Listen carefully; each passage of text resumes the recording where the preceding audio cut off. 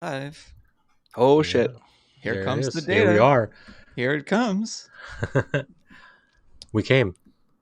Oh shit! Oh shit! Too soon. That was premature. Premature. Sorry. You're just adding more options for jokes. Welcome to BrotoGP. This is episode number 143. The 2020 MotoGP World Championship has been decided. And of course, we're going to talk about that. Of course, we're going to talk about the amazing performance by a certain Yamaha rider.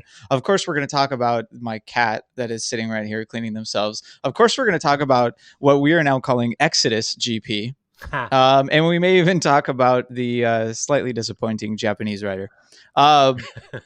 Of course, this podcast is brought to you by Riders Law. They're your California motorcycle accident injury lawyers. Check them out at riderslaw.com. That's RIDEERZLAW.com. More on them later because Kev does amazing segues.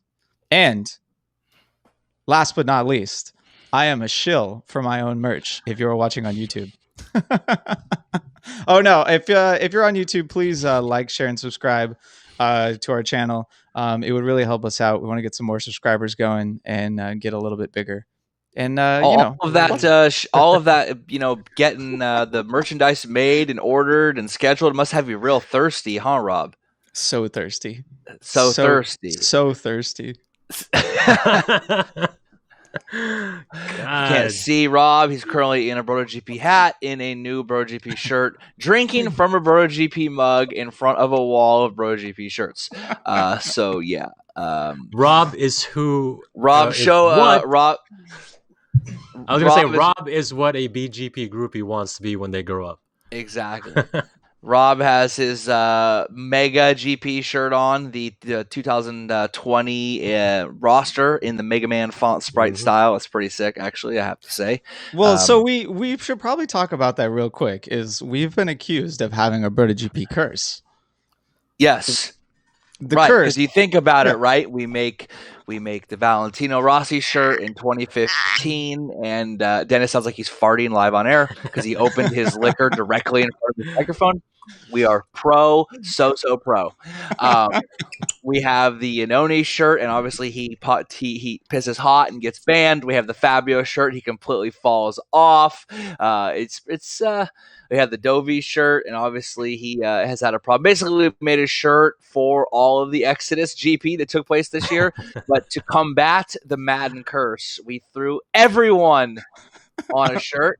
Even Bradley Smith, hairline or lack thereof and all, is on that shirt. Yeah, he's my favorite one personally. Wait, exactly. Where is he? Wait, he's on the next row. I think he's right on top of T. Right yeah. Here. He's exactly. Right here. My favorite part is see the chin. Yes. Yeah. We got Jay Leno and Repsol collars. So we won't stick on it too much because none of it's quite available right now, but we got some stuff coming that should be in the store soon, like 5 different shirts, all in stock, so no pre-order. Limited stock on the stock, but there'll be stuff there to buy right away, no pre-order, no waiting. So the moment they're in, you buy them, and Rob sends them out. So we'll post, obviously, on all our normal channels and podcasts when those are out, but Rob is giving you a little sneak peek right now, as you see. Jen said teaser trailer. Mm-hmm. Teaser trailer. Correct. Right. Rob looks like we vomited on him. Yeah, I mean, it was intentional. It was intentional. All right. So let's jump right in here. The 2020 MotoGP championship is decided. We got wait, Dennis, what did you say about Joan Mir? What are we doing? We Myron, bro. Myron. We Myron really for both of the Suzuki boys, actually. It doesn't really work when you say it. I know. To see the tag because we Myron, bro, right? And then One and Mir. It looks good in the internet. Let me put a Spanish spin on it. We Miren. Who even talks to people anymore? Who talks to anyone? Right. We just Why are you talking to people? There's only if you stop calling my phone to talk to me, you psycho, whoever you are. This is 2020. We don't talk on the phone. It's like, what do you? I talk to the phone to my mom and my boss. If you're not one of those two people, don't fucking call me. You have to be old enough to be my parent and be some kind of authority figure. Otherwise, you psychopath, text me like a normal person. And only if we're like friends. If you're just like someone I kind of know, like fucking Instagram me. I don't want to have to think I have to respond right away. I don't even leave read receipts on. Wait, you have a third tier for people that you can't like demote to DMs? Hell yeah. Hell yeah. I didn't know that. They're still on the podium. Unlike Fabio in the last 5 races. But right, but no, come on, people stop calling people. What is with that? This is not like 1992, and this is not like call and pick up the phone. Hello, see who's there, right? Come on, Jesus Christ! If I don't even answer if it's a number I know, let alone a number I don't know or Guilty. a blocked caller. Totally guilty. If you haven't noticed, Kev will rant on everything. Anything, Yes. Actually, anything, especially if you were to put it into a super chat. Wink, wink. Wink, wink. But before I shill out way too much, let's actually talk about Mir a little bit more. So yeah, I thought it was Myron. Myron. Or Either way. Mir. Yeah, for Mir or Myron. Yeah, But sure. I mean, one cool thing that Everett brought up that I think we should talk about a little bit is that Mir is, in the grand scheme of GP, he's borderline a nobody, right? He has the Moto3 results. He doesn't have amazing results in Moto2. He kind of just was thrust into this championship because Suzuki was really willing to take a risk on him, and he's now accomplished the greatest possible thing in MotoGP this season on a bike that we would not really have expected, with a factory that doesn't really get the championships all the time like some of their competitors. Literally just every 20 years. Yeah, I mean, that's the thing, right? Like we talked about last episode, like that quote about, it's about people that can't pay the rent, that's pressure, and all that was great, right? And those are all kind of like starting him, like getting him out there. But you're right, like Everett's right. He's sort of a borderline nobody. Like he wasn't in Moto2, he was in Moto3, but not a lot of people pay attention to that. Obviously, up until Mir, no one who did well in Moto3 has done that well in MotoGP, right? Like it's not really been a lookout class where you think, oh fuck that guy. We saw Miguel Oliveira, who did pretty well in that, but he got a win, but not a championship, not like a dominating season. And Mir it's sort of like he's just like another Spanish rider. He's Alex Crivier, right? And that's nothing taken away from Crivier. In fact, he could have been somebody if it wasn't for epilepsy and vision related problems. Like he kind of got robbed. He could have been bigger. We never know, right? That's like a big unknown no one ever talks about. Wait, I have no idea what you're talking about. So Alex Crivier won the season in 1999. Duhan got hurt. He won, and then he was forced to retire because he had adult onset epilepsy. Now, again, we're talking about 21 years ago, so my recalling of the exact details is probably limited, but he had adult onset epilepsy and he would have seizures, and he also has some vision problems, and it was basically forced to retire. That's why Crivier retired. He didn't just like, that's why Valentino had the satellite team, right? The fucking reigning champion was on the Repsol team and all that, and then he had to retire. He couldn't race. It was a whole thing, right? Which maybe history is repeating itself yet again the following year that Suzuki wins a champion, and then a Repsol lead Spanish rider retires. That's maybe its own podcast alone, but right, Crivier was kind of a nobody in the grand scheme of things. He wasn't. When we say nobody, we're not talking about like hardcore fans. We're talking about casuals, right? Like filthy casuals know who Valentino is. Filthy casuals know who Marc Marquez is. Like those people who might tune in and watch here and there, or pay attention, or maybe like back in the day, I used to watch with my father before he passed away, right? And he watched with me because I'm like his son. He just wanted to enjoy his son's hobbies, like watching racing and stuff like that. But my dad obviously was like big Valentino fan, because that was just like it's like being a Michael Jordan fan back in the mid 90s. If you had friends that watched basketball, you know about it. Yeah. Mir is not. Mir is like he has made hardcore fans out of only the most hardcore of the most hardcore, right? Like on the Instagram page, people are already saying like, well, he's got to win 2 to be a legend, when I posted that he's like in a legendary season and now an absolute legend, right? Like you have regular fans who engage on Instagram, social media platforms, Facebook, talking about like, this isn't even that big of a deal. What do you think casual fans are going to be. This isn't bringing eyes to the sport. No one even really knows who the fuck this guy is. So do you know, and it's super interesting to see. Yeah, that was one question that kind of Everett also wanted us to talk about is Mir winning the championship this season actually good for the sport because it may draw in more people, or is it like you're saying now that it's kind of bad for the sport because it's only the hardcore fans that really recognize him? And we all know, like, you know, what is already familiar is going to be more popular, right? Like most of our merch is throwback, like songs that you've already heard on the song. You go to a concert and you like the songs that you already heard on the radio. You don't like the ones as much that right. You go to see your favorite band and they're like, we're just going to play our new album start to finish. And you're like, what the fuck? What are you talking about? You know what I mean? If I go to see CNC Music Factory, I'm trying to say dance, not like their new shit. Dennis knows what I'm talking about. Wait, you just aged the podcast once again? Yes, I did. Okay. But you know what I mean? Yeah. So I guess it's like, yeah, right. I guess for me, it's interesting because him winning the championship has sort of fractured the hardcore fans. Lots of hardcore fans know that lots of hardcore fans view it as illegitimate or borderline because no Marc Marquez, because only 14 races, because only Europe, because basically the Yamaha had huge valve. Like, look at the Yamaha, right? They've won half the races and they didn't win the championship. They're not going to win the construction house. They won half the races. No other team has had one rider win more than one race, and they've got satellite riders winning 3 races apiece. And yet Mir is the champion with 1 win, with the lowest average points per season per race, and he may not have a win at Portimao. Dennis, say it right for me. Portimao. No, man. God, I love it. You're not actually too far off, Kevin. Don't worry. Okay, cool. I guess to the point, though, is I think it's cool and I like what he said, but I host a podcast and make my own MotoGP shirts. I don't count. Hardcore fan. Yeah, we don't count at all. I don't count. Right. Yeah, we think too much to be a hardcore fan.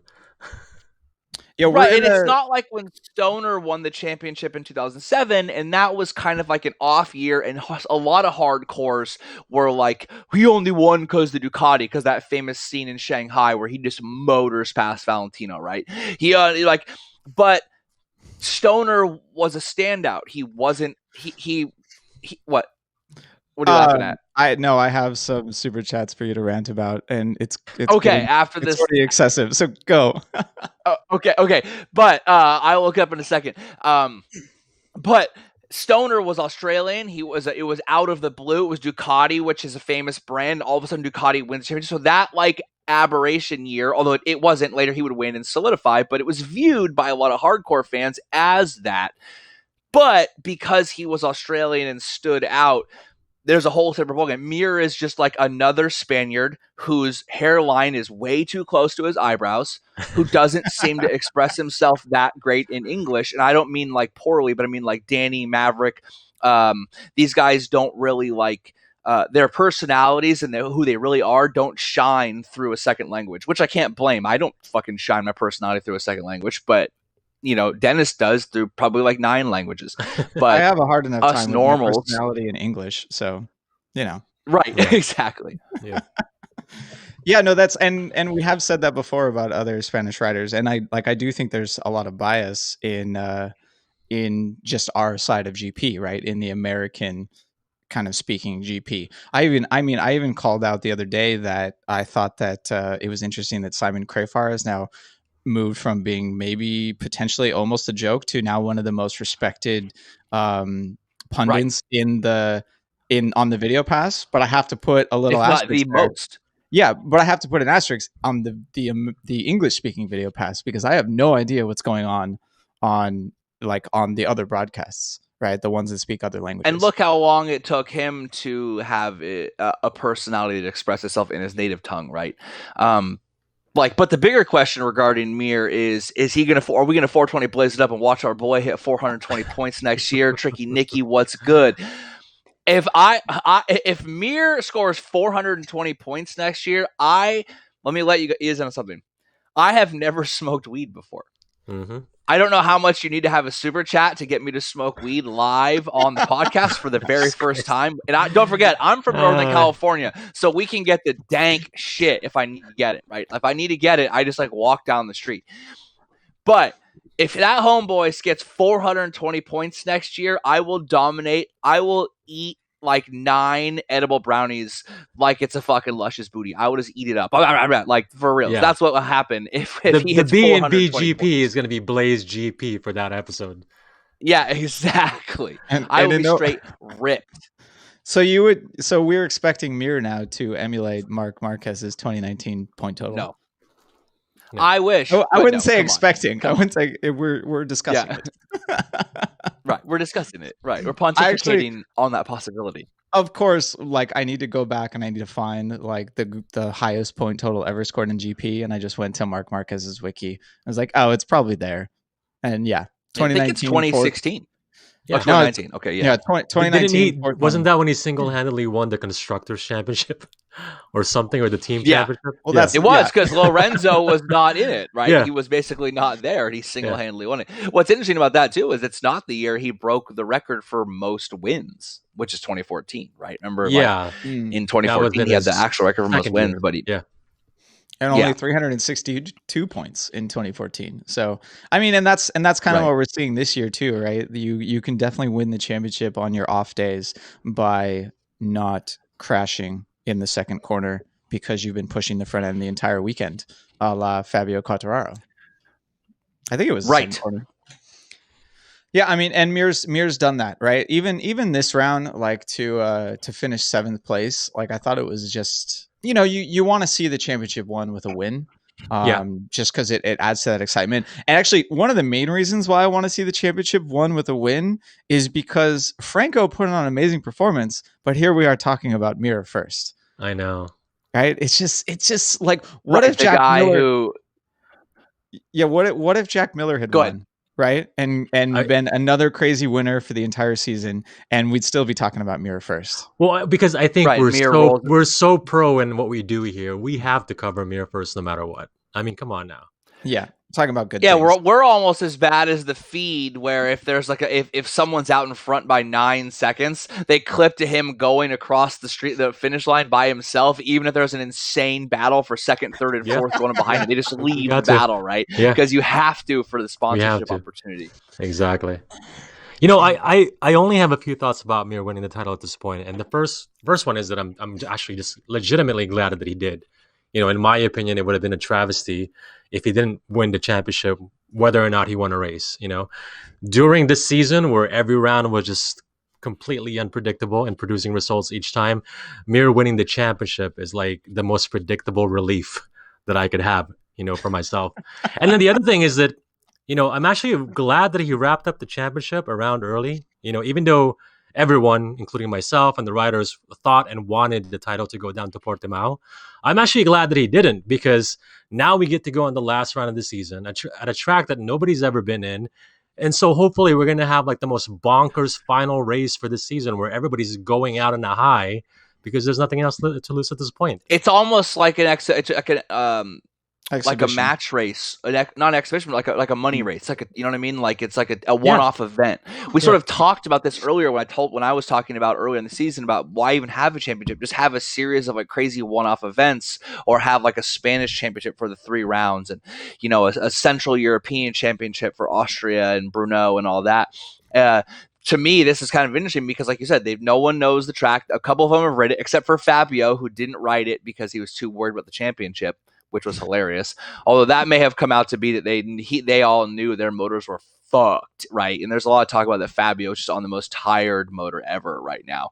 And that's why one of the reasons why he's just doing so poorly. That thing's got even less grunt than already the low power Yamaha to begin with.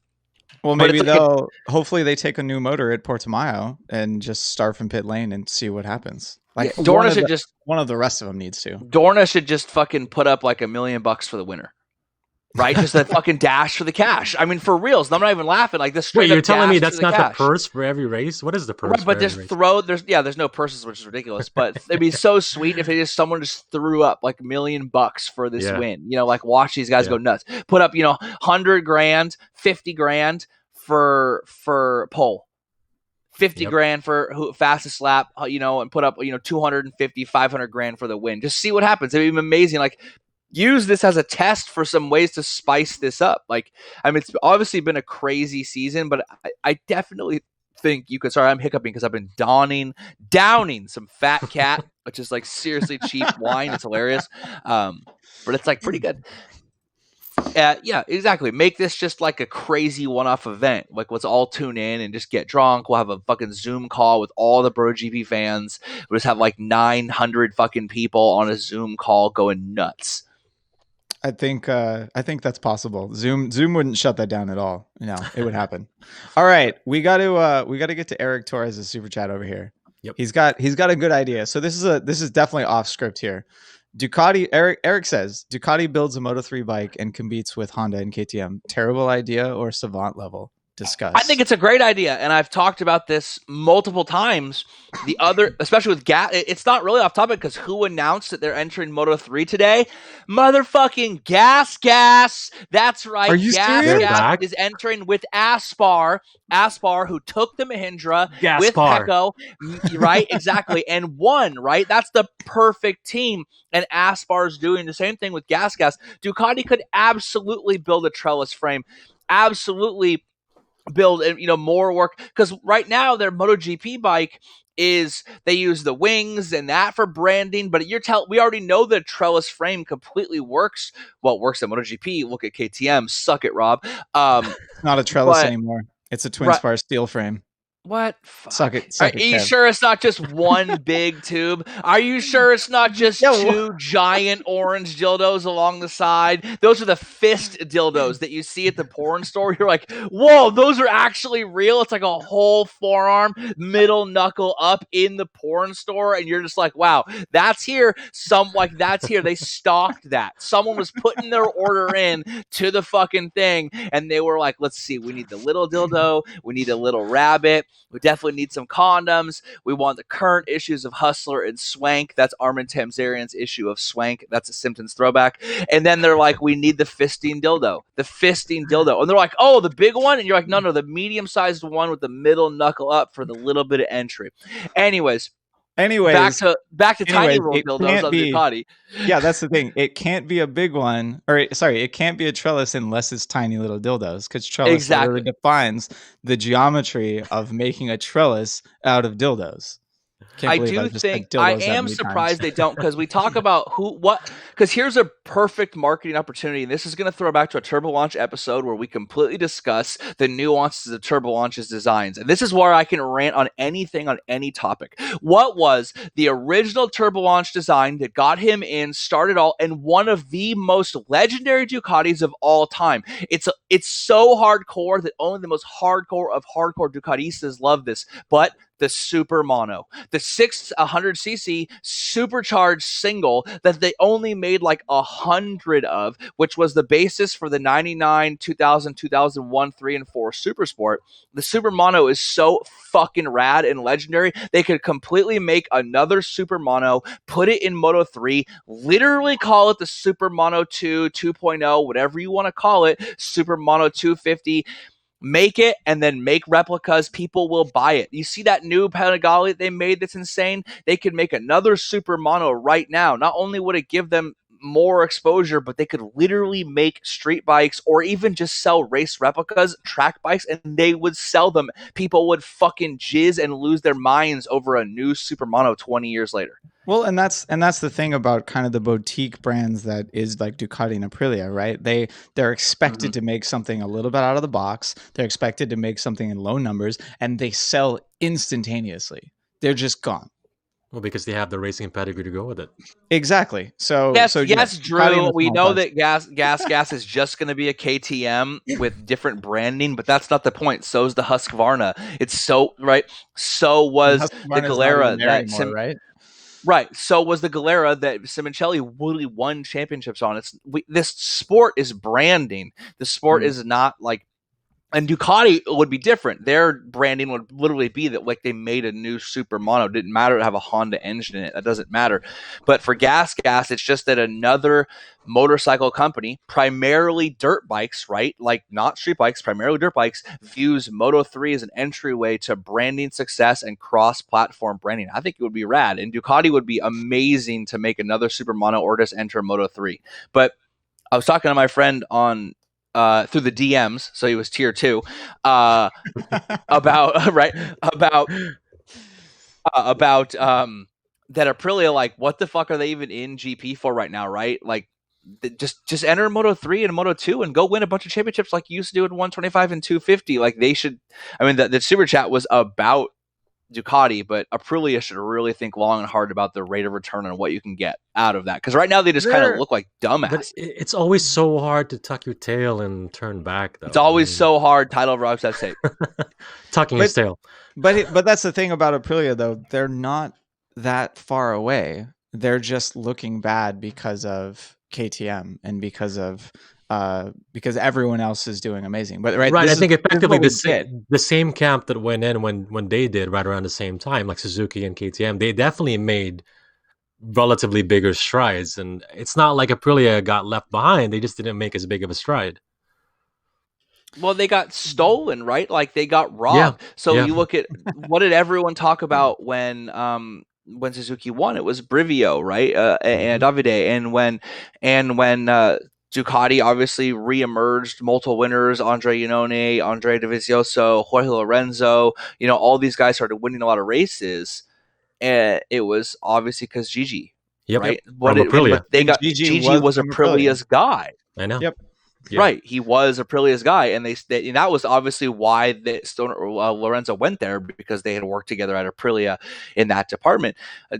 Two things happened with Aprilia that sort of has them as Aussie man would say, destination fucked, which is they got their main guy taken away. But to go to your point, Dennis, Suzuki, right, same time, but Suzuki entered as their own factory squad, whereas Aprilia entered pseudo factory using the existing Grassini squad. And I think that experiment has kind of run its course, to be honest. It's clearly not working for either of them. The first like year or two, it was definitely.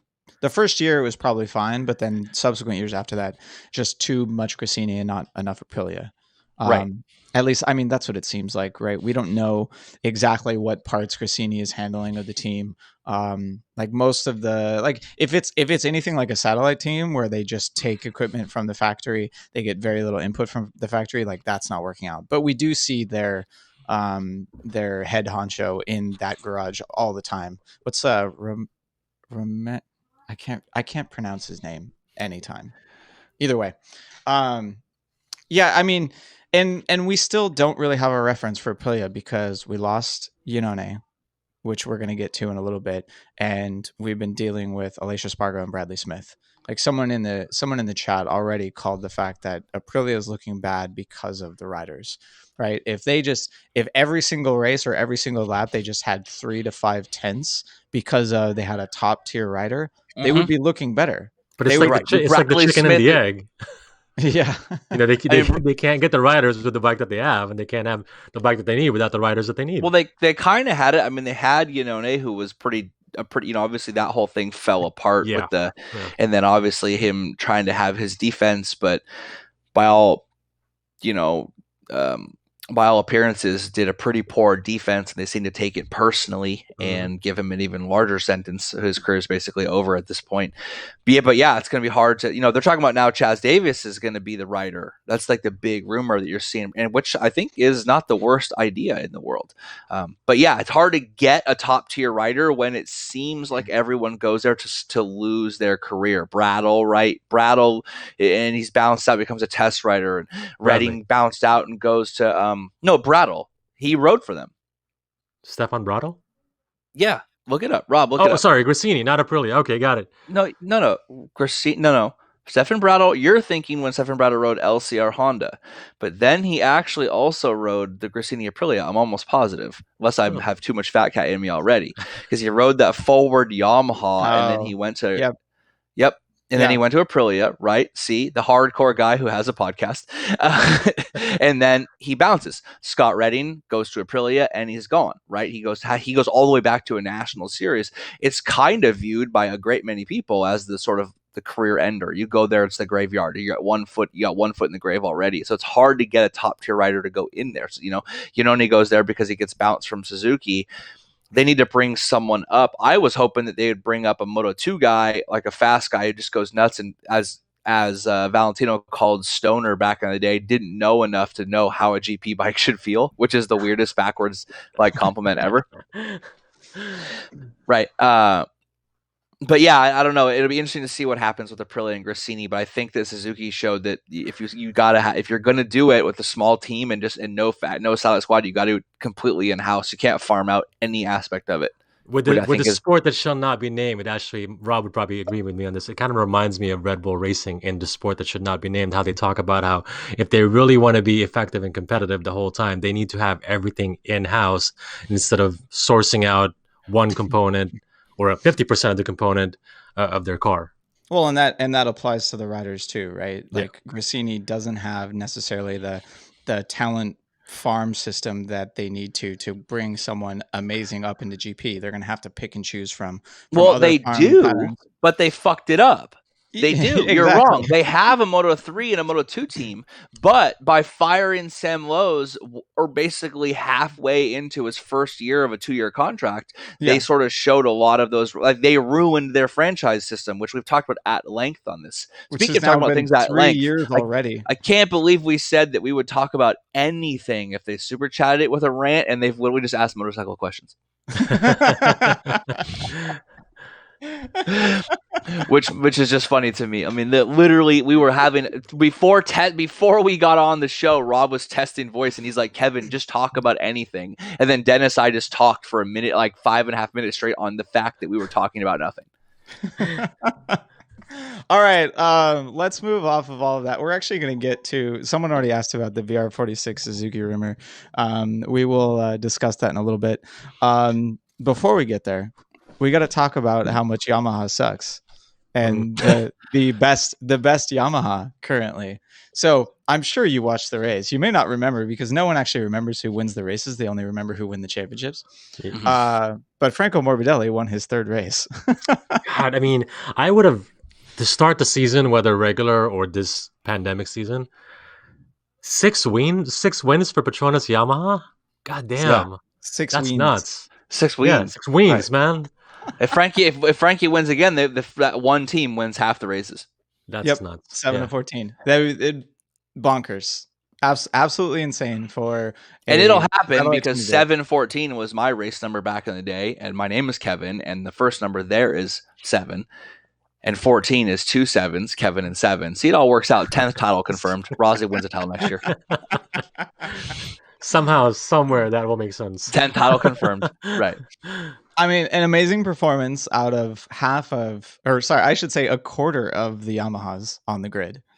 And to me, it's just kind of nutty that we're seeing such a big difference between what is supposed to happen, right? With, Vinales and even after the first couple of rounds, the expectation that Quartararo was going to do amazing for the whole season. And now we're getting Franco, who is on the worst bike, still had engine troubles and is still dealing with mileage issues for his engines. Yep. And yet he's able to pull performances out like this. I mean, this is also the second one he did at the second round. So there's something going on with his crew chief and his team that they're able to adapting really well. A little bit. Yeah, exactly. Yeah, I mean, for me, it's cool because they've really made my job as our social media manager really easy. Because I can just post the Yamaha sucks with a picture, and the joke. At first, it was the joke, right? People would say, "Oh, the Yamaha sucks," and they won the first 2 races, right? They're just winning like crazy, and I'd be like, "The Yamaha sucks." See, but then they would actually suck, and I'd be like, "The Yamaha sucks," and then they would do really well. And I'd be like, "Doesn't the Yamaha suck though?" And it was I could just post it, and then it took on a life of its own, and people were like, "It's not even a race," until Kevin posted the Yamaha sucks.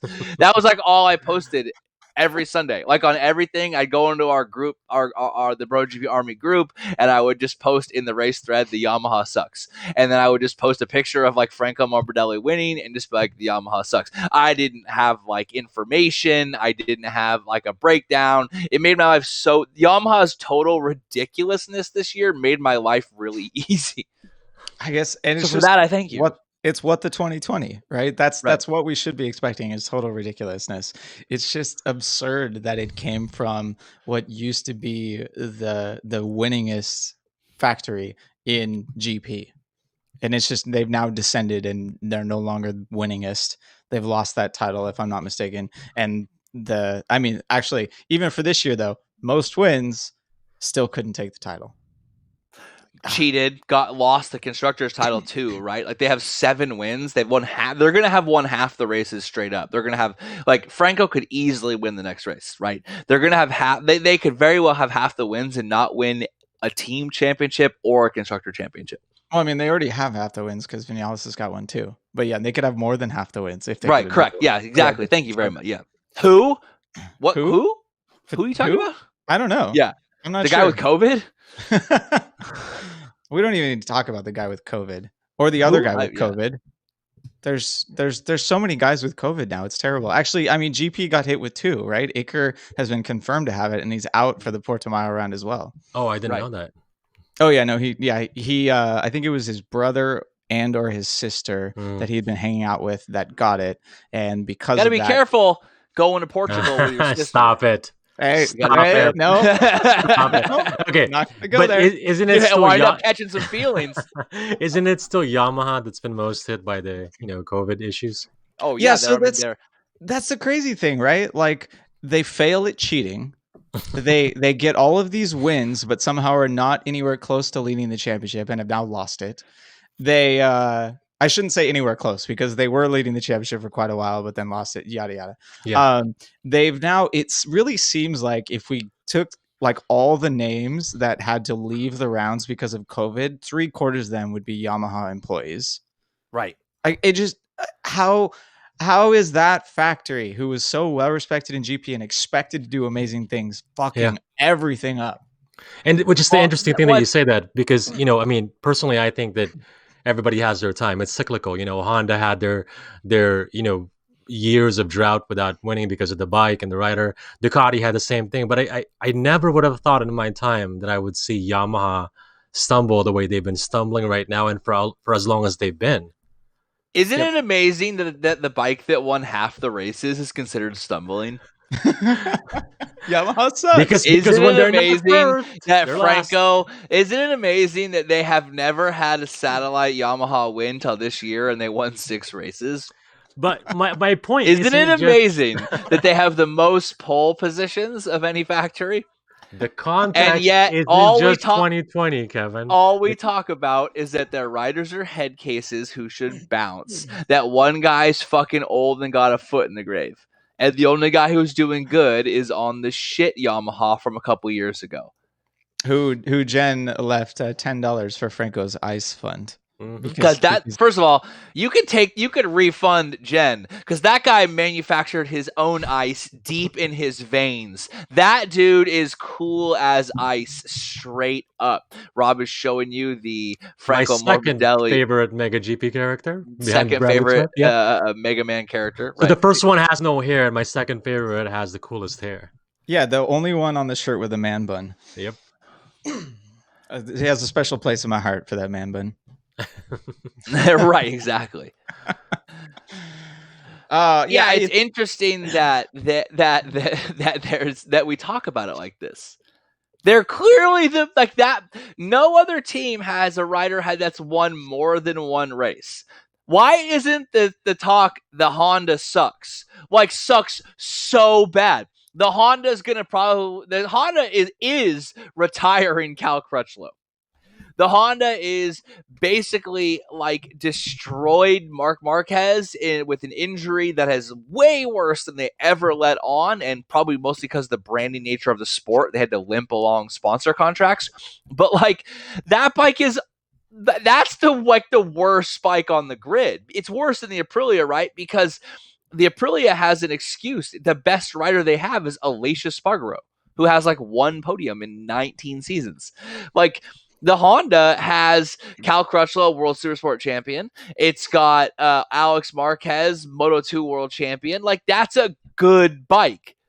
They have good people on that bike, but the bike is that's good riders, but the bike is terrible, absolutely terrible.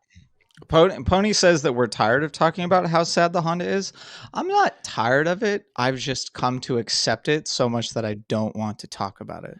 We don't want to talk about it because it actually sucks, whereas the Yamaha doesn't actually suck. Yeah, that's what makes it funny. Yeah. No, right. It's controversy-ish to say that the Yamaha sucks, whereas saying that the Honda sucks, the only one that gets angry at that is Alberto Puig. Right. He's the only person, and the that's only person, funny. Oh, it's hilarious. I don't get to call Alberto Puig up, because trust me, I would. If he had a hotline, I would call him up all the time, and I would make him a tier 1 friend, so he would have to answer my phone, because that's part of the tier 1 friend contract. I call you up, it's real talk, but then I'm like, Yamaha, the Honda sucks.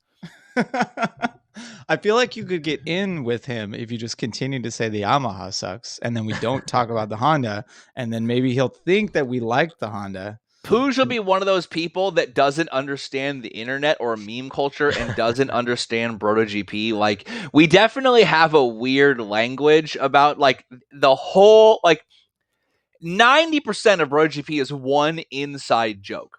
So if you don't know the language, you don't know what's being said. Like, they don't know. And the language is context, not words. So I have dozens of commenters and posters and messengers every time I post that are like, well, only the 2021 sucks. Or, oh, only Valentino sucks. Or they're like, oh, I'm like, you fucking guys. Like, the best part of the internet is that people who don't understand meme culture at all. It's this.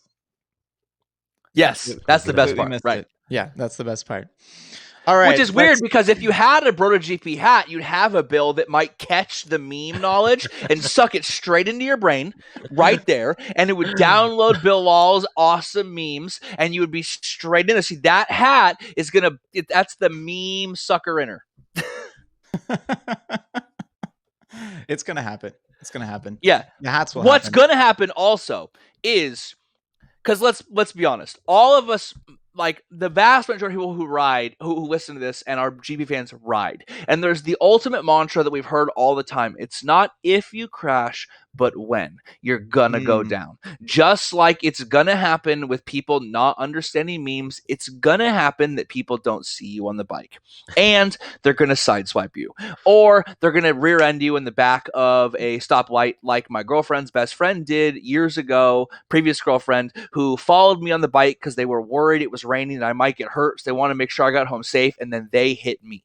Which was amazing. Wait, your previous girlfriend hit you because she was concerned about your safety riding the motorcycle? This is correct. This is a real thing that happened. Okay. What, she didn't hit me, her friend hit me. Oh, her friend. But she was a passenger in the car. Because I was leaving. I was like 19 years old. I had my Ducati Super Sport. It was raining. I didn't have a car. I only had a bike. It was amazing. But they were worried that I might, like, because it was raining and we were new and she's new. And so they followed me, and at a stoplight turned red, her friend Erica, who I used to call Airheadica because she was the dumbest human alive, rear-ended me. Had I called Rider's Law at the time, with a Z, the fact that my bike got a bent frame and took 6 months to fix would have probably netted me some compensation, because I was not at fault in this motorcycle vehicle accident that took place within California, which is their specialized zone, but not limited to. If I had typed in at the time, like, my Yahoo search engine, or I had typed in Writer's Law with a Z.com, I could have got Lawyer Rob, I could have got Cy, and I could have got just compensation for my pain and anguish that happened during that motorcycle. And you can too, ladies and gentlemen, should anything happen to you. And if you think you're at fault, you think they're at fault, but you're not sure, lo and behold, they only take payment if they get recompense for you. If they are able to get you a settlement in your favor, then they take their payment, their, right? Money can be exchanged for goods and services, all while Homer Simpson talking about his peanuts. But if they don't exchange their goods and services for money for you, they don't get any money either. They're that confident in their abilities as motorcycle accident injury lawyers located within the state of California. Kev with the Paul Blart segue from Sully. Correct. That really happened. That bitch rear-ended me and bent the frame on my fucking Ducati. And it was raining. It was raining. I actually like Kevin's analogy that if you're a motorcyclist, you're basically a meme. Some people will see you and understand you, and to some people, you're going to go over their fucking head. It's like 80% of people are just not going to understand you. Yeah. So that's a good one. It's a good one. Yeah. Well, think of how dumb you think the average person is, and just know that 50% of people are dumber than him or her. We're gonna That's put actually how averages work, but that works on the shirt. We're gonna put the first one on the shirt about the meme and the motorcycles, not the second one. Exactly. All right, Sully says, I can't make the amount of 21 for Franco Mobile. That's not important. Morbidelli equals morbid deli equals dead meat sandwich, and he's gonna win the championship in 2021.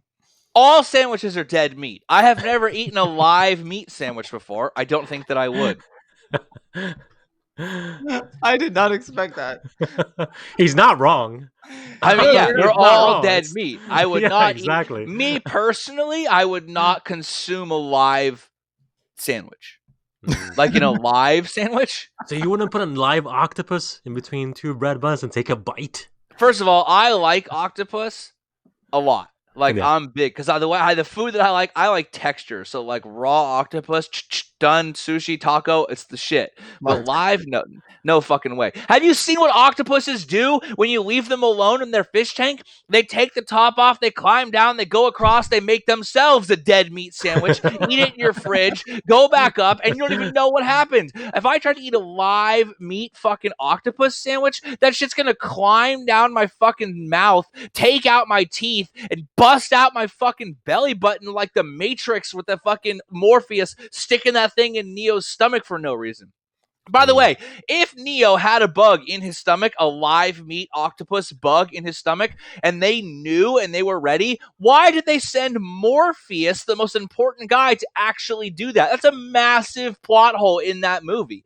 They literally thought for sure he would be bugged, so they sent the two most important people of the Resistance, the captain, the second in command. It's like when they would send Captain Picard on an away mission in the Enterprise. What are you sending your captain for? He's a captain. Captains don't leave. This is exactly why in the opening we said Kevin can rant about anything, because we went from dead meat sandwich to the fucking Matrix. Okay? So we can just call it a sandwich. You don't have to double it up. It's like unmarried bachelor. Well, you went through Octopus, completely skipping Morbidelli and the 2021 title. I mean, I think Morbidelli, it's like 2020 is this is the year. And Dennis, this is the year of what if, right? Like, what if Marquez didn't crash and break his arm? What if Rins didn't bust his shoulder? What if Morbidelli didn't have those mechanicals? That guy is a machine, and he's coming on strong in the second half of the season to seal the deal. Like, he absolutely could have been champion if it wasn't for Yamaha's engine woes. Yep. All right, I got a what if here. What if MotoGP never had more than 16 rounds? I think that's how it should be. Damn it, you're not supposed to agree with me right off the bat. Okay, no, you're hella dumb, and that was a dumb thing to say, and you should that comment was bad, and you should feel bad. So here's what I've been thinking about. Like this, we've had seasons like this before, right? Variability, and like titles that are unknown with like 4 or 5 rounds to go. Right. If we have 20 rounds every single year and most of them are wrapped up around 15, you're going to have a bad time, at least for the last couple of rounds. If you hot dog when you hamburger, you're going to have a bad time. Right. I thought is if you French fries when you should have pizzaed, you're going to have a bad time. Yes, that's what it is. If you French fried when you pizzaed, right? That makes way more sense. Well, you were just talking about dead meat sandwiches still. Yes, correct. Right. We can just say sandwiches because dead meat, it's a given. It's like unmarried bachelor. No, I understand there's a lot of marketing opportunity with having more MotoGP rounds, and we do want to bring the MotoGP circus to many different nations. It didn't happen this year because we were stuck in Europe, but it's going to be great to go do the flyaways again. But I would love to see just like fewer rounds and a rotating schedule, right? So maybe you don't get it. Maybe you don't get around in 2021, but you get one in 2022, 23, 24, and then you take another year off. And it keeps rotating around. And it's just another thing that they could do to spice up the championship, because those ticket sales at Valencia are amazing if the championship's undecided. Right. And Mugello's ticket sales, unless Rossi is injured, breaks his leg, and everyone leaves, is always good, right? Not only is it one of the best tracks in the world and the pseudo home track of both Valentino and Ducati, but it's always in the middle of the season, so it's always Mugello is much luckier, right? The track. One thing I think that I've thought about this before as they continue to talk about more racing, more tracks. Too much of a good thing does exist, but one of the things that when you look at American, if you look at American stick and ball sports, you see basketball, football, and baseball primarily. Hockey and soccer are on the periphery, but they're not really the ratings grab or the draw. One of the things American football has that's so much better than baseball, with their 162 games a season, and basketball with their 80 something. Every game in football has massive weight because there's only the 16 game season, right? It may be changed now. I might be a little off, but it might be more now, 17 or 18. But so people can correct me if I'm wrong in the chat.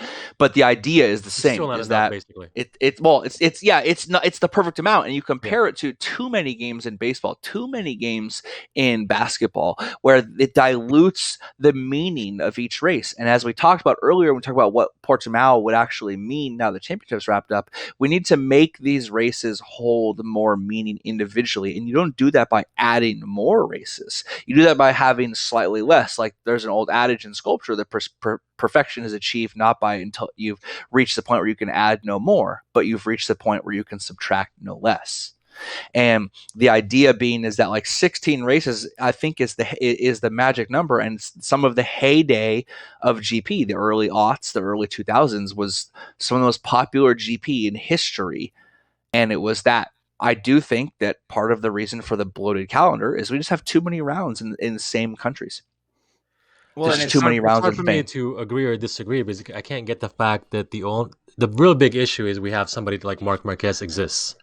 So I don't think even if he hadn't crashed, like we said this and we believe this, that if he hadn't taken himself out, there's no doubt he would have. Exactly. Absolutely. So condensed or not, I think he'd be champion if he had crashed still and just not tried to come back the next race. Exactly. He would still be champion. Yeah. Because an anomaly like him exists, I'm not really concerned with the number of rounds per se at this time. So hold on though. If he was still champion, say he came back at round 4 because he wasn't injured and he won a bunch of races, the championship you may be wrapped up in Valencia number 1, but you're not going to have 5 more rounds or 6 or 7 rounds after that in which to be kind of bored of the championship, right? It's like everything about GP to me is maximizing the excitement, and the championship is one of those things that needs to be undecided towards the end. And if you can just make it 10, 20% more likely that the championship isn't wrapped up at the final round, you're going to make things more exciting. Like we've already talked about it. Or go ahead, Kev. You want to jump in? Okay. I want to jump in because I do think that there's a flaw in the reasoning that Dennis has, which is he keeps referring to Marquez as an anomaly, right? This is not the Matrix, and he is not the one. Sure? He is not the anomaly. Am I not sure? I'm pretty sure, but it could be a simulation. But I do think Wittgenstein's second language, lack of an ability to have a personal language philosophy, precludes this to be a simulation. That's a separate philosophical podcast. Right, exactly. Just like the memes. Just like the memes for the fucking Spanish. Straight over my head. But he's not an anomaly. In the grand scheme of GP, it tends to be dominated by individual racers for periods of a time. Valentino won 2001, 2, 3, 4, 5, right? Yep. McDuhan won 5. Rainey won a bunch. Like, Schwantz was the anomaly. Crivier was the anomaly. Mir is the anomaly. I don't know. I think so, but we'll find out. Nicky Hayden was the anomaly. Jorge Lorenzo won 3, right? It tends to be any kind of individual sport usually is dominated. Look at UFC, you see John Jones dominates. Most of the time in Demetrius Johnson dominates. You see Floyd Mayweather dominates in boxing. Most of the time in individual sports, you achieve a point where there's one person who dominates for a period of time, and when that person loses their ability, there's some fluctuations until another person arises and dominates. And we might be seeing that this year. I think we are seeing it. Absolutely. Yeah. But I disagree with Dennis that his questioning or wavering on whether we should have more than 16 is based on the anomaly, because I don't think the anomaly hypothesis he has is totally true. Well, I probably misused the word anomaly when it comes to Marquez, but I will argue that if I'm going to stand by my ground on him being anomaly, it's because in the current modern era of GP with such a competitive grid, I don't think anybody was supposed to dominate the way that he has. Before him, we had Stoner or Lorenzo, and all they could muster was 2 or 3 championships, and not back-to-back or consecutive the way Marquez had done it. I mean, the competition is definitely making it more difficult for him to dominate, but he hasn't been necessarily running away with it constantly, right? Bitch, you just said 2019 he broke the record for most points. Right. And remember when the Honda was so bad that it was actually the talk of the town, and yet he still won the title on it. Remember when 2019 was 19 years ago? Fuck, this year's long. Oh, man. Yeah, I mean, fuck Marquez.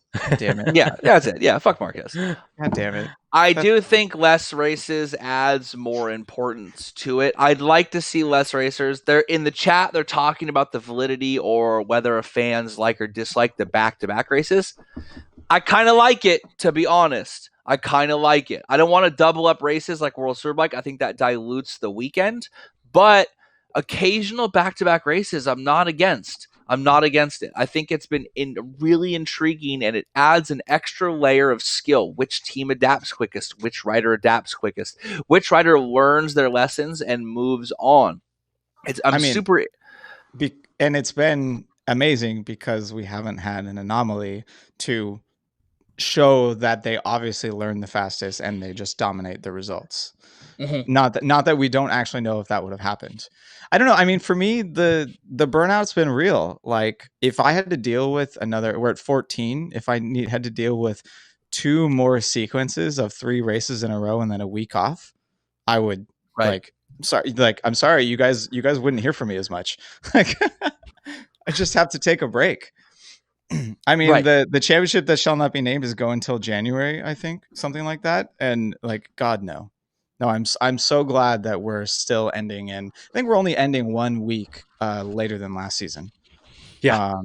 So much. even with an extra, and it's interesting they threw this race on at the end, because I often think they threw it on thinking it was going to the wire, and then it doesn't. And you're like, what is this weird bonus race? You know what I mean? What is this bonus level? Yeah. Oh, it's great. Yeah. Bonus round is going to work out well. It just, I kind of wish that we would keep it kind of this way. It's the farewell round, though. Really, I kind of like it because it and this is an absolutely staggeringly expert segue to Rob's next plan on the on the syllabus, which is by Mir winning the title and that being the talking point and that being the focus of this episode or the beginning of this episode.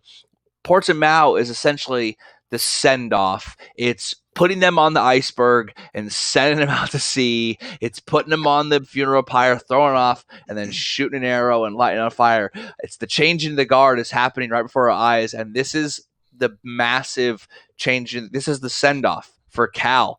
By the way, Cal, our original mascot, The original BrotoGP, the term comes from 2013 on a forum message board. Fucking remember message boards that me, Rob, Dennis, and Ev were on? And that was back when Cal, Valentino, and Marc Marquez were all bros. This is pre-Marquez bringing his professional mechanics to Valentino's house to try to beat him at a personal, like, fun ride, which is the bitch-ass move ever. When they were bros, and we started calling it BrotoGP. And that's actually where the name came from. Fucking Cal being the broest of bros. Cal is done. He's gone. And this is it. He retired. His fucking shoulder, like, basically separated itself. He tore ligaments the previous round just from the sake of riding. He's going to be the Yamaha test rider, which I think is a great move for Yamaha, actually. And much better than Jorge Lorenzo. I think Cal, and I have thoughts on why you don't want a previous world champion MotoGP as your test rider, because there's an ego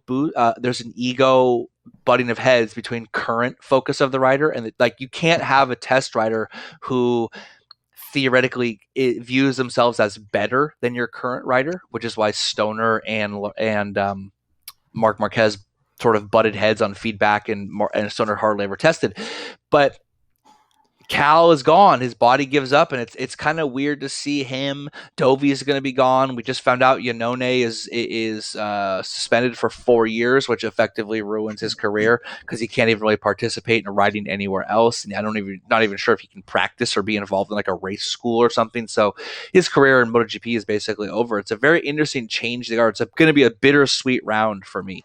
Yeah, I'm gonna put the original BrotoGP logo on the stream right now. Nice. Cal Banana. The one with Cal Banana. It's going with a pink background. Oh, it's like salmon. I it's see. like salmon. Yeah. No, it's up there. I mean, Dennis brought this up in pre-record that it's kind of interesting that we've now got like every possible send-off of someone leaving GP, right? Yep. Iannone is banished for cheating.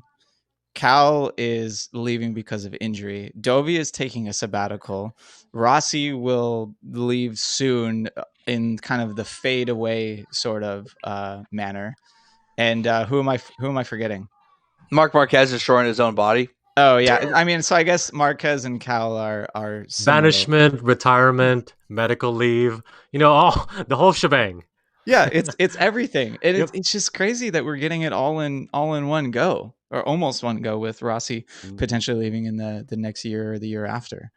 But it's both sad, but it's also kind of refreshing to see because we absolutely need the full on changing of the guard.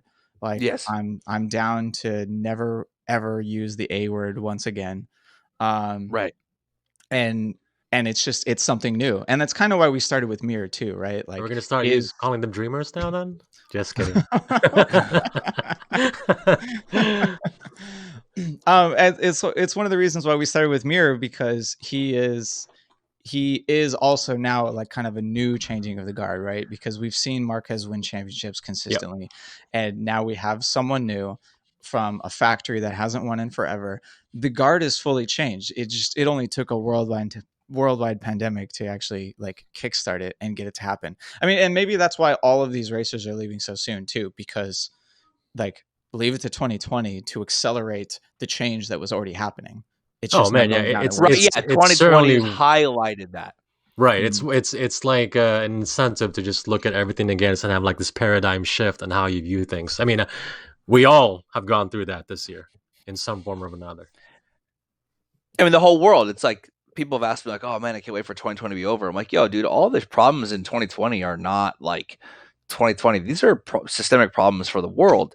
The pandemic in 2020 just highlighted these problems drastically. And our obviously point of view of the problems has tends to be more America centric, but like, inequality, police reform, political division, all these things in housing problems, rent problems, income problems, all these things have just been highlighted by this. And this 2020 and the pandemic, this is for GP, it's the same phenomenon, which is just highlighted and accelerated what we already saw, which was a change in the guard needs to happen. We just talked about it earlier when I was discussing Dennis and his like anomaly kind of theory. Marquez is right at that point where the guy who dominates starts to fade. McDuhan was dominating. He eventually faded. He finally got injured and had to leave. Valentino was dominating, and then another changing of the guard happened during his watch, and he finally couldn't stave them off any longer. He lost to Stoner, and then he was able to bounce back, win two, but then the combined efforts of Stoner and Lorenzo was too much for him to deal with.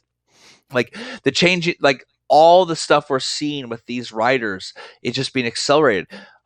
2020 hurts Marquez. Well, the fucking bulk of the pressure now falls on Cal, the most senior rider on the Honda, right? He's the guy who's won races on the Honda. He's the guy who's won, right? Alex Marquez is a rookie. Taka Nakagami is clearly, there. Yeah, he's there for some passport reasons, although I like him. And like Stefan Bradl's filling in. The bulk of the weight and pressure falls on Cal, and you see what happens is his body just can't hang because the Honda is so fucked. So it highlighted how bad the Honda was, because the moment you got rid of the only guy who could hide those things, it's done. All of these, Dovey, right? Like his perennial contendership just got highlighted crazy. The 1 year, his fucking title chances faded as bad as my Dovey shirt, right? Like he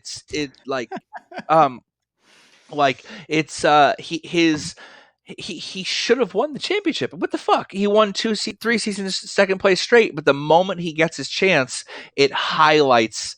I hate to say it because I love the guy. He's the fastest dad in the show business, but it highlights that he's just not a premier champion. He's a contender. And the moment he had his shot, it fades. 2020 highlighted all of those things. Absolutely. Because how Mir won the championship was how Dovey would have won a championship. Just consistent. Exactly. Yeah. Right. I mean, we talked about that 2 episodes ago, right? Like the championship was made more difficult, and all the people that kind of we expected to be there faltered in some way, shape, or form. And it's the guy that seemed to take all that pressure in stride is the one that was able to Nicky Hayden his way to this championship. We're going to have to change that term, because Mir is going to have less points than Nicky, and potentially he cannot have more wins. And we're going to have to change that. I mean, that's even more of an example of changing of the guard.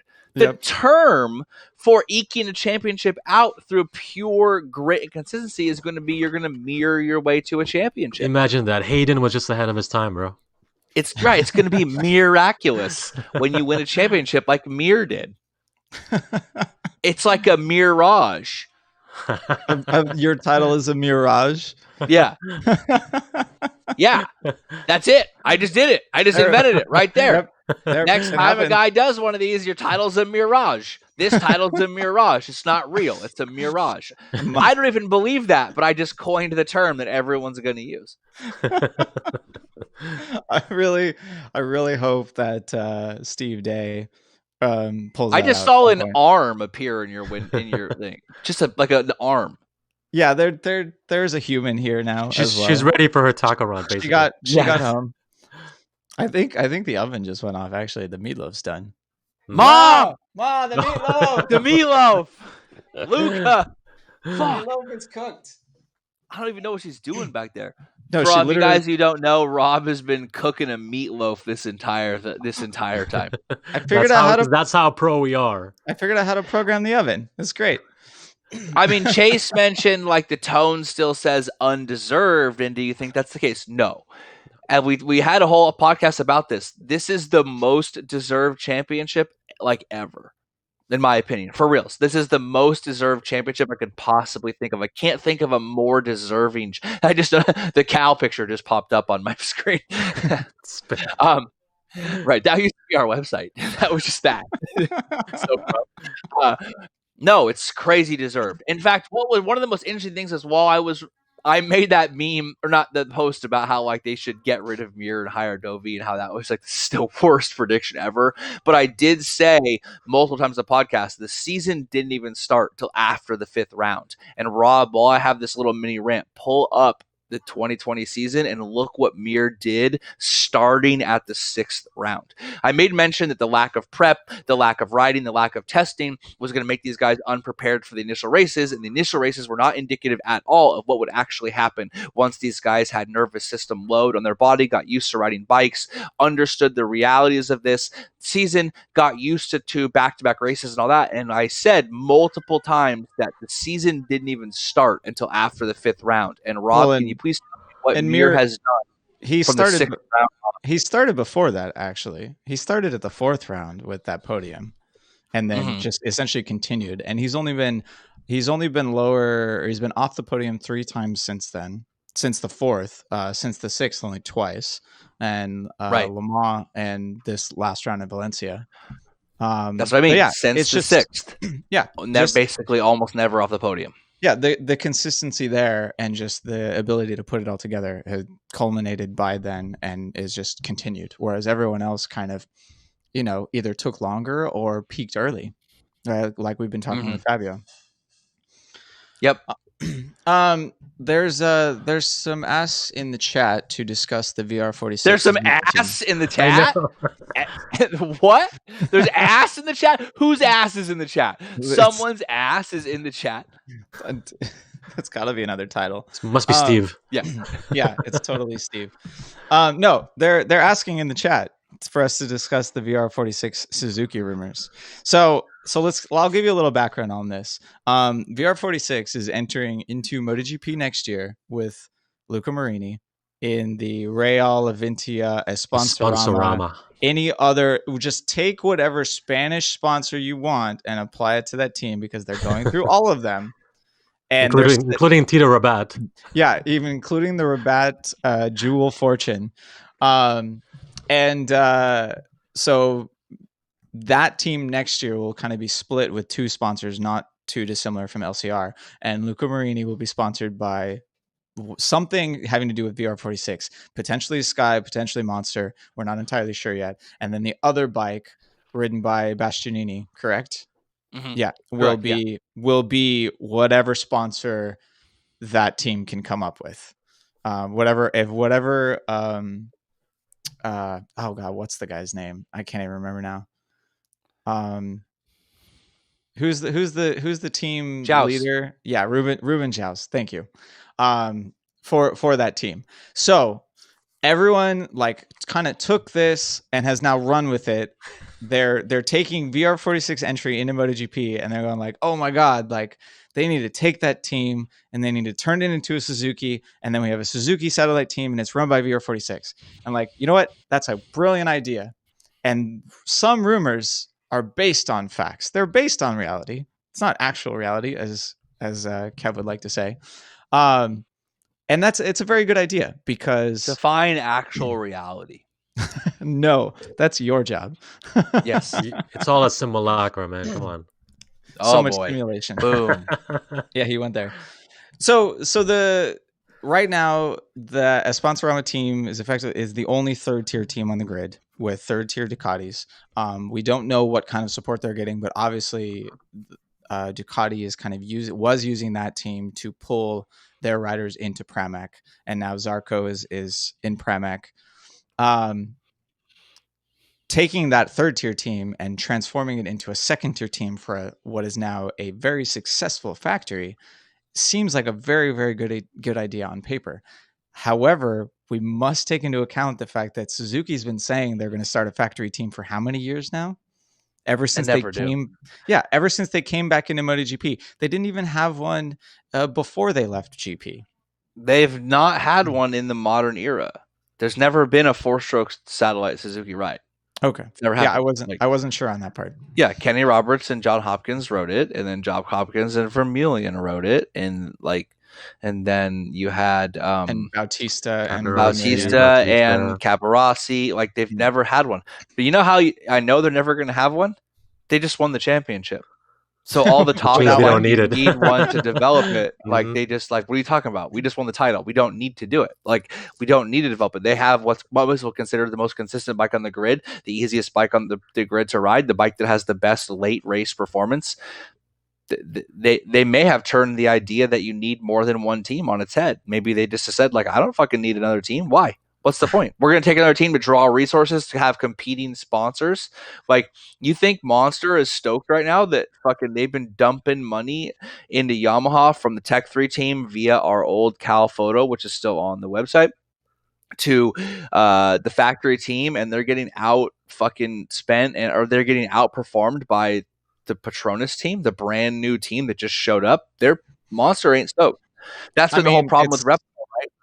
Go ahead. I was gonna say it's hard to compare energy drink to oil money. Right, but the point being, you're sponsoring the factory team. You're willing to shell out that money to be factory. What does that mean? Like, it's gonna be really hard for Suzuki to. I mean, Suzuki can barely get their own sponsor for that main team, even when they're champions, let alone having two teams of sponsors. And if they get a team and it's Sky VR46, who's the actual factory team? Yeah, that's another question too, right? Is VR46 going to be content with being a satellite team, and are they going to be? And also, like, it is. I mean, it's not VR46 is not necessarily Rossi, right? Like, Uchiho manages the team.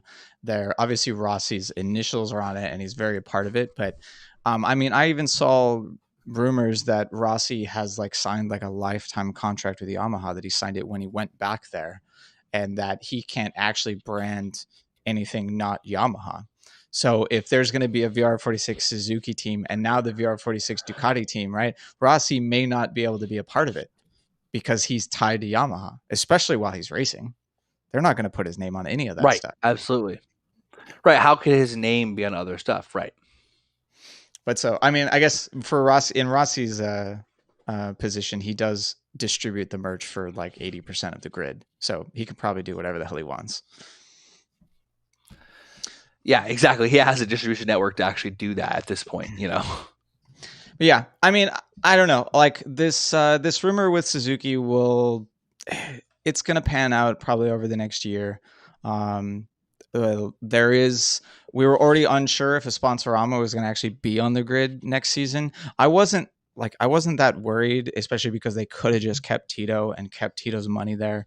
Obviously, they were able to kind of replace his funding with VR46 funding for Luca Marini potentially. And then maybe now it's taking a little bit of weight off of a Sponsorama to only have to pay for one bike. But the other thing that you have to remember too about the sponsorship, like GP is so well sorted from Dorna at this point that the bike cost for a satellite team is completely funded by Dorna. These teams don't pay for tires, right? Like the subsidies coming, like this is how sport is supposed to work, right? The organization is supposed to help the slowest teams actually continue because everyone contributes to the races. Right, just like in profit sharing with the NFL, right? Like profit sharing exists where teams get a portion of the profits, like the Raiders get a portion of the overall television. Profit sharing is across the television deal. They're on Fox or they're on NBC or they're on ESPN, whatever. Like that like through strong bargaining, the profit sharing is spread around, because to be the best requires by nature there to be a full grid. Marc Marquez's championships in Repsol and Honda being so good is not relevant if there's 8 bikes on the grid. Right? You got to have 20 bikes. And now in 2020, we're now seeing 16 bikes on the grid instead of just like the front 5, right? The fact that everyone is so competitive and there are many more bikes on the grid and everyone in the top 16 except for Taka has got a podium, like that's amazing for the sport. There's our segue, by the way, to the next topic. Oh, wait. Boom. No, I don't know. Dennis, any closing thoughts on the VR46 Suzuki rumors? And even a Sponsorama next year for Luca Marini. My only thoughts belong to Suzuki, which is even after winning the Triple Crown, their dedication is still suspect. You know what I mean? Like we knowing still don't know. Suzuki, they're gonna bounce. Knowing Suzuki, we they're did gonna bounce. Like we did it, we're out. Yeah, they're gonna be like Nico Rosberg, right? Rob, we won, we're out. Peace. Yep. I mean, I kind of had to eat a little bit of crow because I said that when they came back, like, oh, they're just gonna pull a regular Suzuki. They're gonna come in for 3 years and then they're gonna bounce. We all kind of not. Yeah, it's not been the case, and now they've won the title. But we still don't know. It's still not enough. It's just not enough. Their performance increase is so incremental. Yeah. right? They just and it's working, right? Mhm. They're doing what Gigi and Ducati did the second that entire group was put together with Piro and Dovizioso, right? Just improvements every single year. But like, and they've actually won. So like, I wonder, like, where do they go after this? Can they win another one? God damn. We already talked about that. Don't need to go over more. I'm I mean, no, they'll suspecting win one brand in new 20 more graphics for years. next season, and they'll finally have a primary what do you call this? A title sponsor. A BNG, the bold new graphics. That's What yeah, does? yeah. Movie star Suzuki, bro. Right. Movie star. No, we have to bring back Rizla Suzuki. Yeah. Yeah, Rizla. I mean, it's more what New Jersey just made it legal, right? And a couple other states around the United States. Never mind. Off topic. Fucking Oregon made everything legal. You can shoot black tar heron in there and you're good. It's straight illegal. It's all good. Cops can't say shit. People will be rolling around like Randy Marsh with their balls in a thing smoking. I got a fucking prescription. Cops can't say shit. I just watched the Broadway episode of South Park. Oh yeah, how everything's a subtext to get blowjobs. Oh, blowjobs. Blowjobs. That's perfect. That's so true too. It's like the truest thing ever. Like all of that shit. Like man, like take some chick to Hamilton, blowies for days. I didn't think you'd run with that You much. you can't do that to Hamilton right now because my kids are into it. Oh, yeah, so it's like the end of the South Park episode. yeah, that's fine. Ellie, First of all, Ellie. Dennis, let me explain something. If your kids are into it and you bring your wife to it, that's that's not an addition because she's gonna be like, "Oh my god, he took me and the kids. The kids are so happy." You know how that lady looks at you and she's like, "That's my man. That's the father of my children." And she's looking at you and she's thinking like her ovaries on fire and she's like, "I want to fuck another one. I want to put a baby in me." And then you're gonna be at Hamilton. That's like an exponential multiplier. You will get it, son. She'll be like, "We'll send the kids to my sister's house tonight after. You guys want to go to Aunt Sissy's house?" And they'll be like, "Yeah." And they'll bring the fucking dog. Rusty will go with them. It'll be all good. It'll be all quiet on the Western Front at Dennis's house. Time to launch the cannon. Too much. Tricky Nicky just left us another super chat about New Jersey. Can you guess how much the amount was? For Jersey? 420. You got to blaze it, son. They're talking about Busa's racing and the bagger race. Busa's racing and smoking weed's like the most Jersey thing there is. Short of the Sopranos, that's about as Jersey as it gets. By the way, remember the other episode where I talked about Dennis was actually the shyest person any of you ever meet in your whole life? You just witnessed the shyness. Right there. Did you watch him withdraw? Did you watch it? It happened. He did a little bit of the shyness. Yeah, he moved back out of his chair like he was going to go somewhere. Yeah, he put the spotlight on me too much like that. Too much Dennis spotlight. That's why Dennis is our guy who just mans the chat. Mm-hmm. Thanks, Tricky Nicky. Love you for that one. Absolutely. All right. He's in Jersey. I mean, like, that's the thing they didn't show about Tony Soprano when he was leaving New York in the whole beginning sequence where he drives from New York all the way through the Brooklyn, the tunnel, gets in Jersey, goes through all the fucking old school industrial area of Jersey, and eventually drives up to his house. Is he's fucking blazed the entire time. He's ripped. I didn't know that. I just made that up. It's not real. Oh, okay. It's based on reality. Yeah, exactly. Yeah, there we go. Last talking point for this episode. I feel like Luca never got her 10-minute segue on the episode. First lady of GP is gonna come on. Yeah, so Luca wanted on to talk about Taka because of the Aragon round where he choked. And essentially the reason why she wanted to come on was to tell this story. She's never going to come on and tell this story, so I'm just going to fill you in right now. Right when the race started with Taka on pole, I asked her, how many laps is Taka going to make it before he chokes? And Luca said none. But she meant none as in he's going to finish the race and he's going to win. Nice. She did not realize that none was actually 0, and he did. He finished 0 laps before choking. She was so wrong, she was right. She was so wrong, she was right. All the way around and came back. She went so east, she was west. Yeah, Exactly. And I mean, the reason why I bring it up is because we have had a similar situation in Valencia number 2. Taka Nakagami got I mean, in hindsight, he got a little impatient on his attempted pass on Paulo Espargaro to take third place in the race, and he tucked the front in the final corner. Just bit outside. God damn it. God, Taka.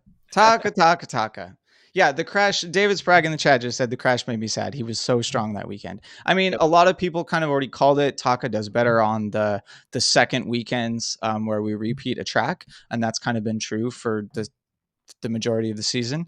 It really looked like he had put the race pace together, but he made a similar mistake to what he did in Aragon. He ran a little too hard in the corner, went a little wide, and tucked the front. It's the same effect that Fabio has had since he kind of assumed he was going to win the championship.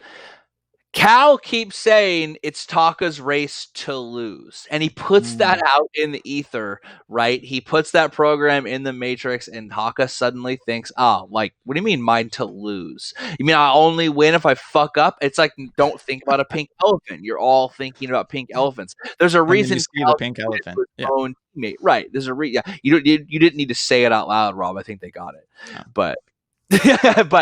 But like he puts that's Cal fucking sabotaging to me, because we know the first guy you got to beat is your teammate. Well, if your ankle's fucked and your wrist is fucked and your shoulder's fucked and you're like 35 going on 80, the only way you're going to win is psychological warfare, tactics, mental tactics. And he's just that was pure psychological warfare on Taka to not outshine Cal.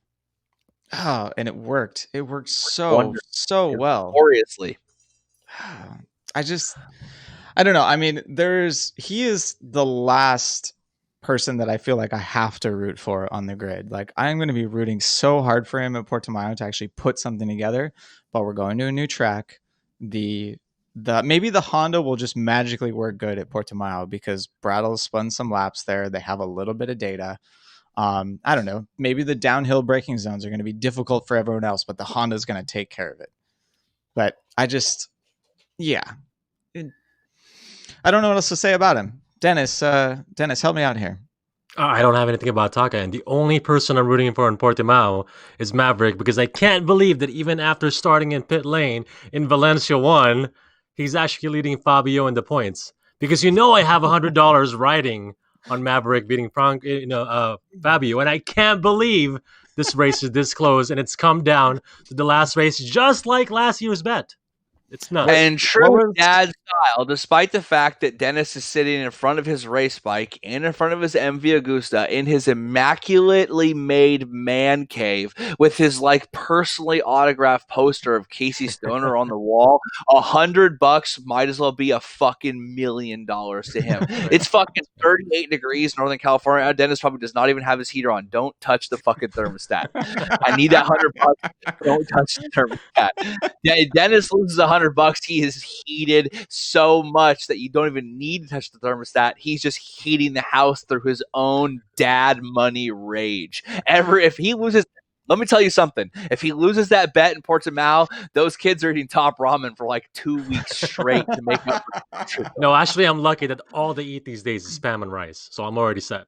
What's up, my guys? Your kids only eat Spam Musubis? That's it. No, Spam and rice. They don't even like Spam Musubi, and I don't know why. Maybe because of the seaweed wrap, but I know. But straight up Spam and rice diet 24/7. It's better than that chick that just ate ramen for 20 years and was 80 years old by the time she was 25. What'd you say, Kev? Wait, hold on. She was 8. She went blind. But wait, Dennis, they only eat Spam and rice. But Dennis is from the Philippines, right? He's got connections. Do you get the cool, weird, added versions of Spam that you could only get in the Pacific Asian countries? Well, actually, it's funny you mentioned that because I've never seen them until I got to this country. What? Yeah, no, for real. In the Philippines, all the weird versions of Spam that they make. Wait, they make weird versions of Spam? I've only talking seen about different flavors. I've only seen low fat and low sodium. No, go to Hawaii. First of all, guys in the chat, back me up on this. Who's been to Hawaii or been to Japan that sees the crazy versions of spam Rob, that they Kevin have. is right. There See, are everyone different knows types of spam. There's even turkey spam. There's different flavors. But my point is, in the Philippines, all we had was straight up spam, and that was actually a luxury item. Interesting. Spam was a luxury item as well. Yeah. I mean, I do get Damn spam right. from the Asian market, from H Mart right down the corner, but it's usually kimchi, spam a spam, and rice. sandwich? Huh? Spam is definitely spam dead a meat dead sandwich. Yeah, dead meat sandwich. Yeah. Well, we kind of dropped the ball on the Taka topic there, at least a little bit. I got nothing else, guys. Oh, we're talking about taco. We're talking about ramen. That's not weirdly pseudo-racist at all. We're just talking like we're talking about Nakagami. We're talking about like ramen and noodles and shit. What the fuck? It's okay because Dennis brought it up and he was talking about his kids. So correct. Yeah, maybe when I go to H Mart, I just like ignore the spam flavors that I don't want. I've been hanging out in the gochujang aisle lately, which I'm probably pronouncing wrong. It's a Korean, like it's essentially like Korean sriracha, but it's way better than sriracha, and it's amazing. They have different flavors, different preparations, and different spicinesses, and I need to buy like 3 more. But that's all. Yeah, to put on your teriyaki spam. Well, yeah, to put in the spam fried rice and the best part about Dennis is he probably has the spam rice with the kids, and then like in true dad form, he eats the spam, and spam will make you fucking rip some gnarly farts, son. And then Dennis will epically rip the dad farts, and he'll blame it on Rusty. He'll blame it on the dog, who probably is legitimately farting because he's like a French bulldog, so they fart anyway. And he'll be like, "Where's that fucking damn dog?" You don't know this, but throughout an episode in the podcast, I actually press mute every time I fart. That's amazing. I was hoping you were going to say every time Rusty farted, but that's fine too. Spam pineapple pizza. I will try that. Kev will not, because pineapple's going to kill him. Die. Pineapple. And on that note, I think we're going to call it. You're going to get exactly. Oh, no man. Final questions before we go. I got one more before we go. Otherwise, Rob's going to call it. He doesn't like it. Well, hold on. David Sprague just said, "Don't tell me the truth, Sully. I'm feeling emotional because I can't order one of those BrotoGP ×3 shirts." David Sprague? Aren't you the one that I told last episode just to give me a minute? Just give me a wink. The tricolore. Yeah, the tricolore. And if you're worried that you can't get them, if you were to go to @BrotoGP's Instagram and look on our stories, you may see something that would spark your interest, tickle your fancy just a little bit. Oh, Kev has posted so many spoilers. It was very difficult to get him to not blow the mug surprise. Very difficult to get him to not blow title of Rob's sex tape. All right, my red wine from a coffee mug is gone. Oliveira at Portimao. Probably not. Maybe. I don't know. He really hasn't taken the next step after that win. That really does seem to have been a flash in the pan. Him and KTM. Pole obviously seems to take the next step. He has been consistent on the podium for a while now. He's doing really well, which coincides with him not being a dick anymore in interviews, which is obviously cool because it's easy to not be a dick when everything's going great. But Oliveira, as dope as that pass was, the double pass for the win and all that, has one of the most legendary like last laps that we've seen, has not use that to be the springboard to take the next step. Well, and I don't think KTM is going to be anywhere because they haven't had like a bunch of testing time and or a previous weekend in Portimao. So I'm sure they've had test riders around the track, especially to test the tires, but come on, like you need all 4 racers there putting in good laps. And who's riding for Iker on Tech 3? I can't remember. They're using one of their replacement riders. Mika. Oh yeah, there you go, Mika Kallio.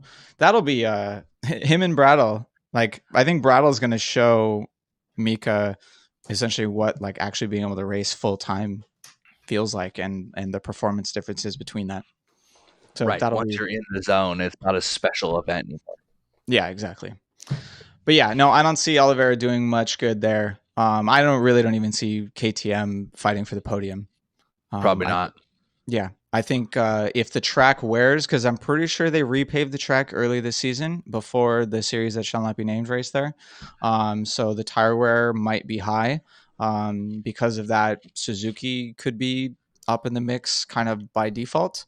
And then who knows what Yamaha, Honda, and Ducati are going to accomplish. I mean, maybe the extra turning that Miller and Zarco have been able to take advantage of the Ducati could work out well there. Maybe Dovizioso's hard braking skills, because Portimao has a couple of really tricky hard braking zones because they're downhill. So maybe Dovizioso's skill there will actually work out well.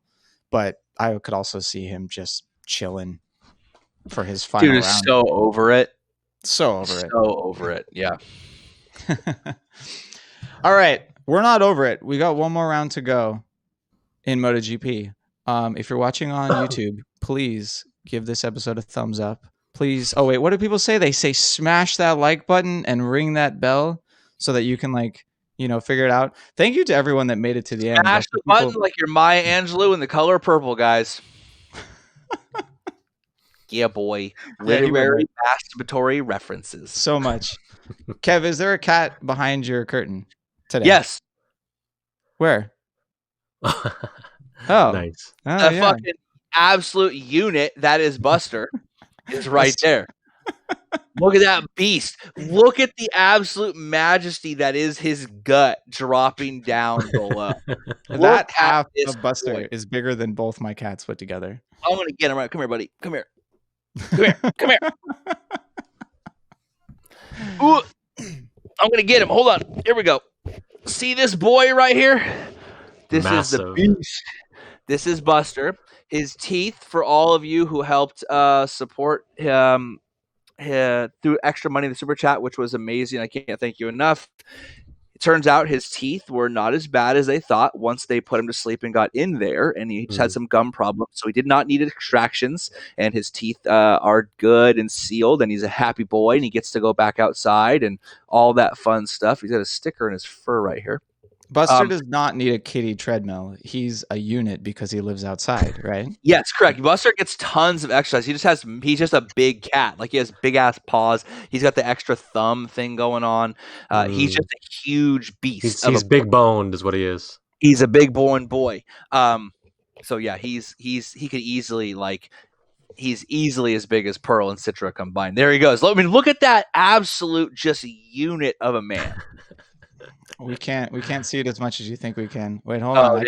I can move Kev cameras over there. He's gone. He's gone.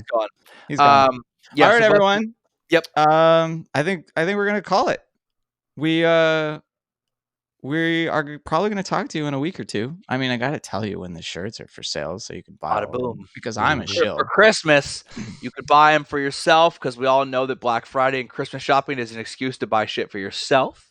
Absolutely. Maybe you know someone that likes the show. Maybe you know someone that you think would like the show. Maybe you know someone that likes Mega Man and also likes MotoGP. That would be a good gift for them. Correct. For purchasing maybe before Black Friday. Yeah, and maybe we'll talk to you next Monday, next Wednesday, something like that. My birthday's on Tuesday, so we're not recording that day. No way in hell. And I was gonna get fucked up. Oh yeah, absolutely gonna happen. I mean, Corona fucked up, like sitting at home, like eating some takeout fucked up. Right. Yeah. He's gonna be eating some spam Masubi's. All right, everyone. Thanks for your support. Thanks for hanging out with us. And we will catch you in a little bit. Later. Peace.